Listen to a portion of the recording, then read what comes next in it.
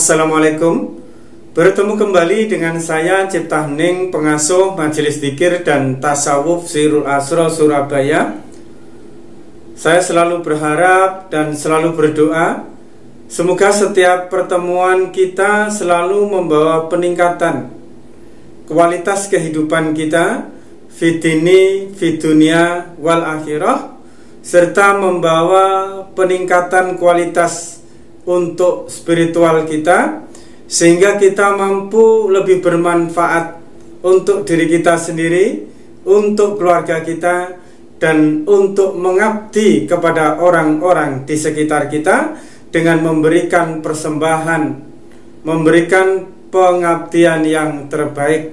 Itulah tujuan kita sebagai manusia diciptakan oleh Tuhan, yaitu untuk rahmatan lil alamin, untuk sesuatu yang bermanfaat, untuk sesuatu yang berguna bagi semesta ini.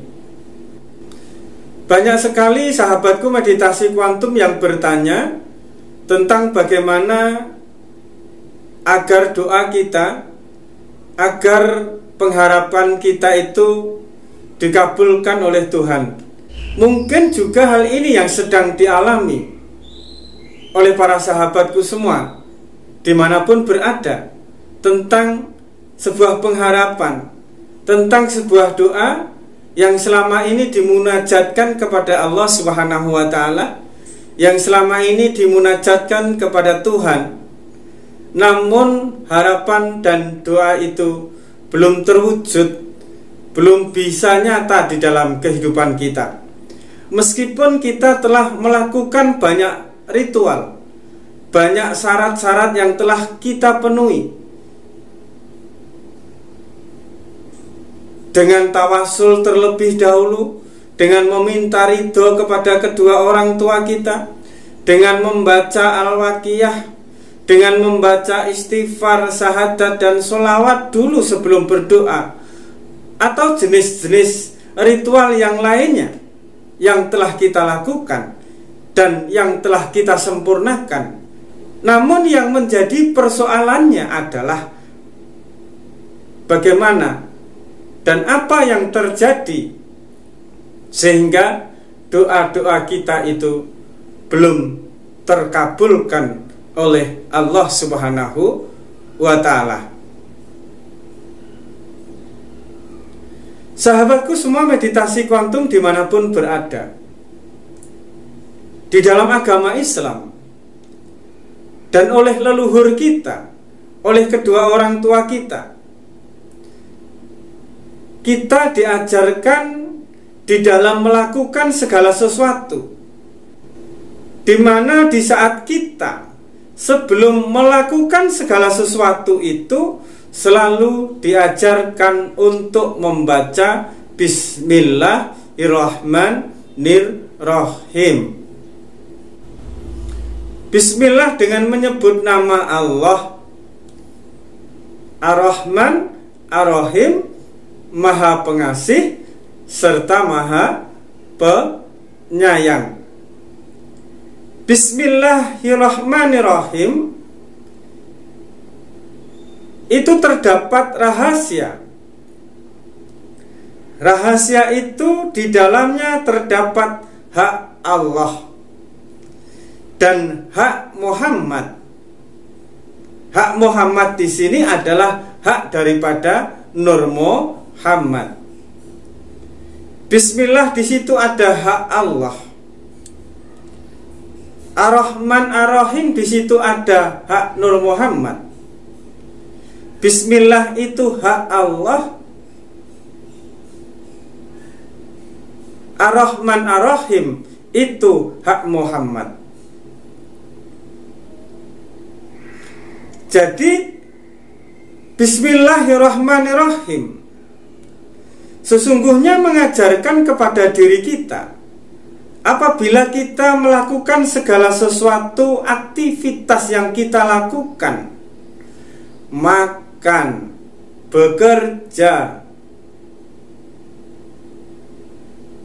berdoa, ibadah, membuka usaha yang baru, memulai sesuatu yang baru, semuanya dianjurkan untuk membaca bismillah. Di dalam bismillah inilah sebenarnya asal kejadian segala sesuatu ini bersumber, berasal, dan akan terjadi. Segala sesuatu ini terjadi karena hak Allah, yaitu hak kuasa, hak berkehendak, hak kodrat iradat untuk menciptakan segala sesuatu. Dan segala sesuatu itu dijadikan oleh Allah dari hak Muhammad atau Nur Muhammad. Sehingga di dalam kita mengucapkan bismillah, maka rasa kita, hati kita, harapan kita tertuju kepada Yang Maha Kuasa, Yang Maha Esa, Yang Maha Menghendaki, Yang Maha Menciptakan, yaitu Allah Subhanahu wa Ta'ala. Di saat kita mengucap bismillah, maka rasa dan hati kita merasakan tiada daya dan upaya kecuali dari Engkau Yang Maha Kuasa, kecuali dari Engkau Yang Maha Menjadikan, kecuali dari Engkau Yang Maha Menghendaki, yaitu Allah Subhanahu wa Ta'ala. Rasa kita hadirkan, hati kita hadirkan ke dalam haribaan daripada Allah Yang Maha Kuasa,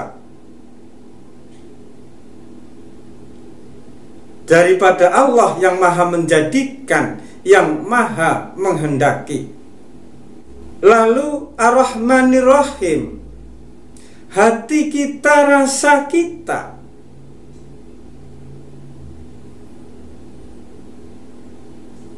hadapkan kepada sesuatu yang suci, sesuatu yang indah, yaitu rasa perasaan yang indah, rasa perasaan yang asih, rasa perasaan yang belas kasih di dalam hati kita. Karena Allah menciptakan segala sesuatu itu dari belas kasih, dari keindahan, dari kecintaan, dari kerinduan, dari ketulusan, dari keridhaan, dari kesabaran, dari kelembutan, yang semuanya itu terangkum dalam Ar-Rahman Ar-Rahim daripada Allah Subhanahu wa Ta'ala, yang disebut Nur Muhammad. Ar-Rahman Ar-Rahim ini adalah mewakili cita rasa daripada Allah yang disebut Nur Muhammad. Karena Nur Muhammad ini mewadai keindahan dan kesempurnaan daripada Allah Subhanahu wa Ta'ala. Jadi apabila kita menghendaki sesuatu, ingin tercipta suatu keadaan yang baik untuk ekonomi kita, untuk keluarga kita, untuk karir kita, untuk jabatan kita, Maka setelah kita mengucap bismillah, menunaikan sepenuhnya hak Allah di dalam doa kita, lalu kita mengucap Ar-Rahman Ar-Rahim, penuhi dulu keindahan-keindahan di dalam hati kita, di dalam rasa kita, pengasihnya, penyayangnya, cintanya, pemaafnya, kita hadirkan di dalam hati kita, sehingga hati kita terbebas dulu dari hak selain daripada hak Muhammad. Apa saja itu selain hak Muhammad? Yaitu hati yang teraniaya, hati yang tidak ridho, hati yang tidak ikhlas, hati yang penuh penyakit, kebencian, iri hati, dendam, dan lain sebagainya. Penuhi dulu hati kita dengan keindahan-keindahan, yaitu sifat-sifat Ar-Rahman Ar-Rahim, pemaaf, ridho, tulus.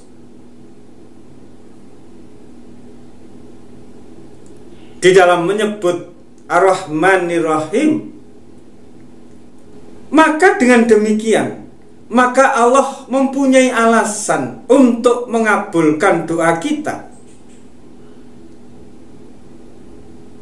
karena kita telah menghadirkan Allah yang Maha Kuasa di dalam doa kita. Lalu kita menghadirkan sebab, yaitu Nur Muhammad, untuk dijadikan sebagai bahan, menjadikan doa kita itu menjadi sesuatu yang nyata di dalam kehidupan kita.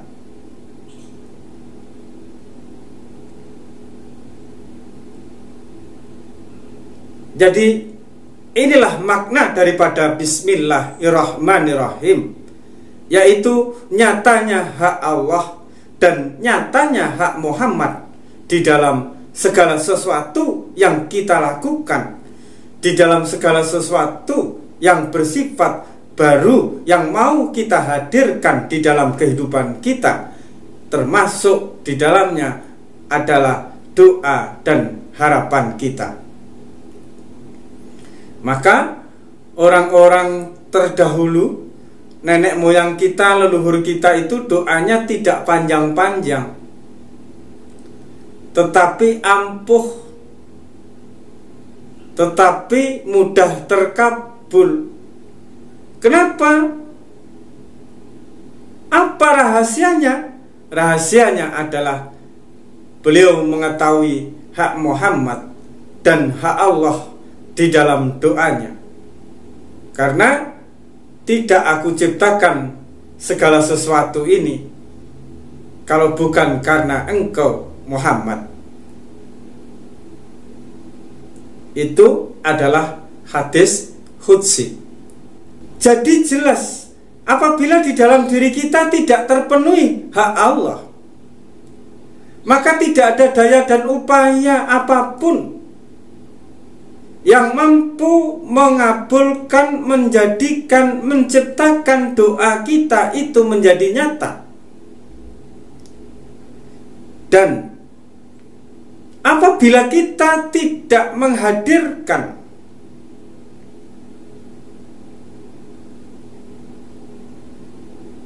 hak Muhammad di dalam doa kita, maka tidak ada satupun alasan daripada Allah untuk mengabulkan doa kita, karena tidak dijadikan segala sesuatu, termasuk harapan kita, termasuk doa kita, termasuk hajat dan permohonan kita, kecuali karena hak Muhammad di dalamnya. Cukup sekian, semoga manfaat, dan marilah kita tata bismillah kita. Karena di dalam Bismillahirrahmanirrahim ini adalah sebuah proses di mana diri kita, di dalam setiap kehidupan kita, di dalam setiap apapun yang kita lakukan, di dalamnya ada hak Allah, di dalamnya ada hak Muhammad. Dan semoga manfaat. Ingat, tetap waras dan tetap fokus. Wassalamualaikum warahmatullahi wabarakatuh.